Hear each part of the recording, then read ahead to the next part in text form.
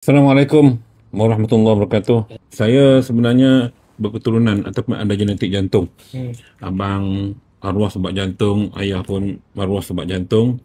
Dan saya telah lama makan minyak zaitun. Cuma sejak saya makan Zoetina Prestige ini, tidak lagi berlaku masalah semput-semput, masalah rasa dada menyucuk, masalah penat ke Sebelum apa ni ke. ada, sebelum ni Ustaz ada. Sebelum ni memang ada. Waktu saya makan produk lain. Oh. Jadi setelah saya makan ni, saya amat yakin memang it's the best for me.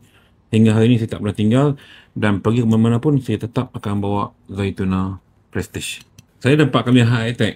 Empat kali? Mungkin orang tak percaya, tapi 4 kali dah kena heart attack. Kali terakhir saya kena di Marina.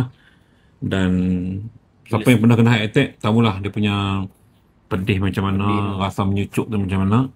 Dan sejak saya makan ni, hingga hari saya tak pernah lagi kena heart attack. Ini kebaikan minyak zaitun yang Nabi pun suruh kita amalkan.